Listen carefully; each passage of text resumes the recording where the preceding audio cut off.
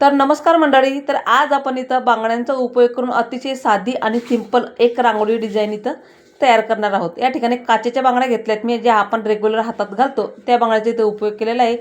6 बांगड्या इथं ठेवल्या आहेत आणि तिथं पांढऱ्या रांगोळीनं आपल्याला हाफ सर्कलमध्ये त्याच्या अवतीभोवती लाईन ओढून घ्यायची. तुम्हाला जर खूप मोठी डिझाईन करायची असेल तर मी जास्त बांगड्यांचा पण इथं उपयोग करू शकतात. या ठिकाणी आपण जे हाफ सर्कल तयार करते बांगड्याच्या अवतीभोवती, तिथं मधोमध आपल्याला असे चकलीचे दोघी साईडनं चकली म्हणजे पूर्ण एक सर्कल तयार करून घ्यायचे दोघी साईडनं. अशी पण डिझाईन खूप सुंदर दिसते.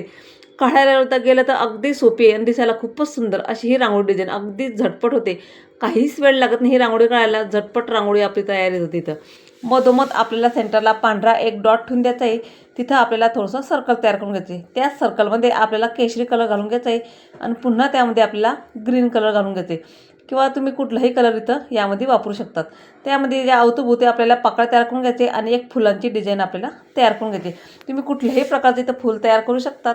आता त्यामध्ये मी थोडंसं पांढऱ्या रांगोळी मिक्स करून घेतली म्हणजे खूप सुंदर दिसते असं हे. तुम्हाला नसेल बऱ्याचे कलर टाकायचे असेल तर तुम्ही कलरचा पण इथं उपयोग करू शकता. आता जे आपण सर्कल तयार करतो मधोमध त्याच्या साईडला 2 चकली तयार केली होती, त्याच्या मधोमध असे 3 तुरे तयार करून घ्यायचे. तुम्हाला हातानं काढता येत असेल तर तुम्ही हातानंही काढू शकतात, पण डबीनं पटकन सहज होते म्हणून मी त्या डबीचा इथं उपयोग केलेला आहे. म्हणून आपल्याला 3 तुरे इथं काढून घ्यायचे.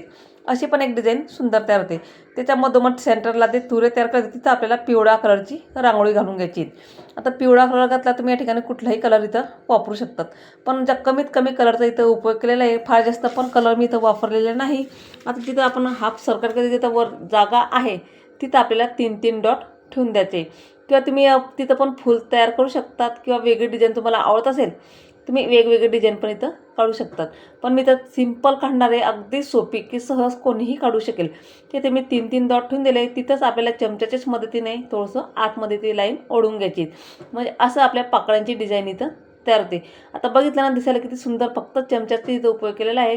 जे डॉट ठेवले आहे त्याच्या वरच्या बाजूने आपल्याला प्रेस करून घ्यायचे म्हणजे एक फुलांच्या पाकळ्या आपल्या इथं तयार होतात आणि दिसायला पण खूप सुंदर दिसतात.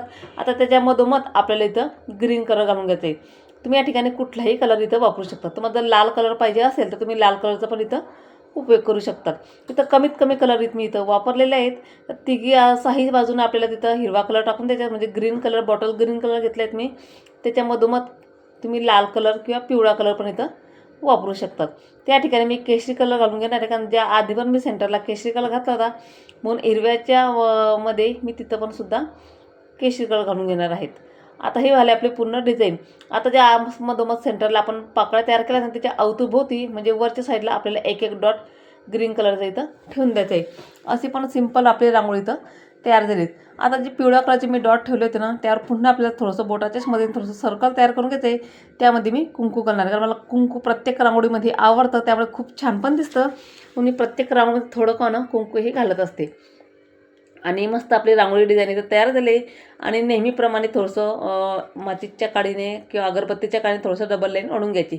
तुम्हाला आवडत असेल तर करायची किंवा नाही केली तरी पण चालतं किंवा बोटाने जरी पूर्ण लाईनवर ओढली ना तरी खूप सुंदर दिसते.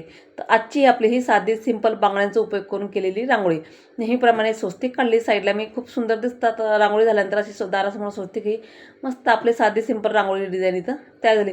तुम्हाला माझ्या रांगोळ्या आवडत असतील तर एक लाईक नक्की करत जा आणि माझ्या रांगोळ्या तुम्ही कुठून बघता ते मला नक्की सांगत जा म्हणजे मला कळेल की माझ्या रांगोळ्या कोणकोणत्या भागातून त्या बघल्या जातात. रांगोळी आवडली असेल तर एक लाईक नक्की करा. चला तर भेटूया पुढच्या नवीन व्हिडिओमध्ये. तोपर्यंत लाईक करा, शेअर करा, सबस्क्राईब करा.